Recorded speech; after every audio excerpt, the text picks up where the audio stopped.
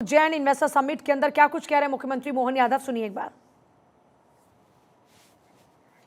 और देखिए इस बीच वहां पर देख रहे हैं आप अर्जुना मेघवाल उनके साथ में मौजूद हैं। तस्वीरें लगातार आप देख रहे हैं।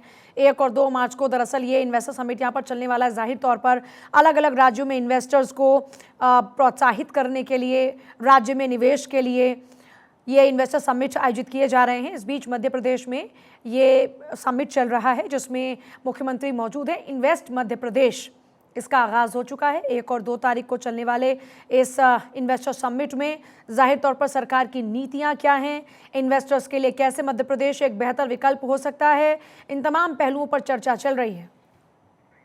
सुनिए ज़रा क्या कुछ कह रहे हैं मुख्यमंत्री। देखिए इससे पहले कि आपको सुनवाएं कि मुख्यमंत्री ने क्या कहा, ज़रा समझिए कि इसकी महत्ता क्या है, कैसे ये उपयोगी है। आपको याद होगा हाल फिलहाल में गुजरात में फिर से जब इन्वेस्टर समिट का आयोजन हुआ तो उस दौरान में भी जो संघर्ष रहा गुजरात का, किस तरीके से गुजरात में निवेश के लिए बेहतर विकल्प उपलब्ध कराए गए, कैसे गुजरात एक विकास का मॉडल तैयार हुआ, कैसे गुजरात में इन्वेस्टर्स ने इन्वेस्ट किया, कैसे इन्वेस्टर्स की पहला विकल्प के तौर पर गुजरात को चुनने का सिलसिला शुरू हुआ। उसके बाद से लगातार अलग अलग राज्यों में, भाजपा शासित राज्यों के अंदर इन्वेस्टर समिट आयोजित किए जाते हैं। और उस बीच इसी इन्वेस्टर समिट के दौरान में क्या कुछ कहा मुख्यमंत्री मोहन यादव ने, सुनिए यहाँ पे एक बार। नवरत्न होते थे और नवरत्नों के अपने अपने गुणधर्म देखो तो वो दुनिया में आज भी उस नाते से एक विशेष सम्मान से दुनिया उनको देखती है।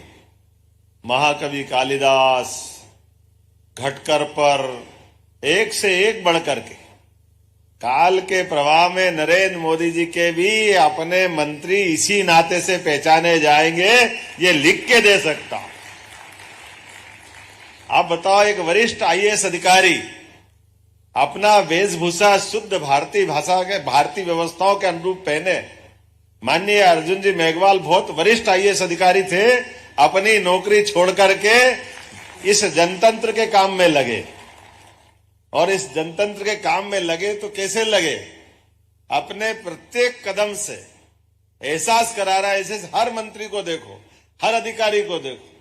कभी कल्पना कर सकते अजीत डाभोल 10 साल हो गए थे नौकरी छोड़े और 10 साल बाद वापस लाए और सुरक्षा सलाहकार बनकर के दुनिया में एहसास करा कि भारत और भारत की ताकत क्या है। ये एहसास हो रहा कि नहीं हो रहा आराम से। जयशंकर प्रसाद से पूछा गया कि आप ये रसिया से तेल खरीद रहे हो और अमेरिका से बात कर रहे हो, ये कैसे संभव है? तो उन्होंने कहा मोदी है तो ये एहसास कोई करा सकता है क्या? ये मैजिक जो चल रहा है। अब आप उस पे बोले ही नहीं है। आपने कहा कि न्याय संहिता को बदल करके, दंड संहिता को बदल के न्याय संहिता स्थापित की। कानून अंग्रेजों के हिसाब से जब कानून बनाते तो वो दंड देकर के अपनी ताकत का एहसास कराते थे।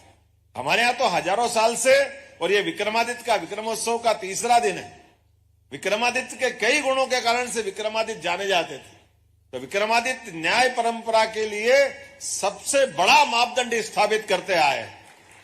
और मूल रूप से माननीय अर्जुन जी मेघवाल जी से विक्रमादित्य विषय को चर्चा हुई लेकर के, तो आपकी भी वो, अभी चूंकि आपने समय कम है और उनको दूसरे कार्यक्रम में भी जाना, वहां बोलना है, तो वहां का समय ले लिया।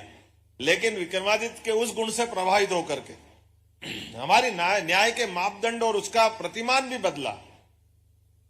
आपने कहा कि आंख बंद करके कोई तराजू लेकर के न्याय करने में कभी सक्षम नहीं हो सकता। आंख की पट्टी खोलने का काम भी मोदी है। तो ये जो आंख की पट्टी बांध करके कोई न्याय होता है क्या?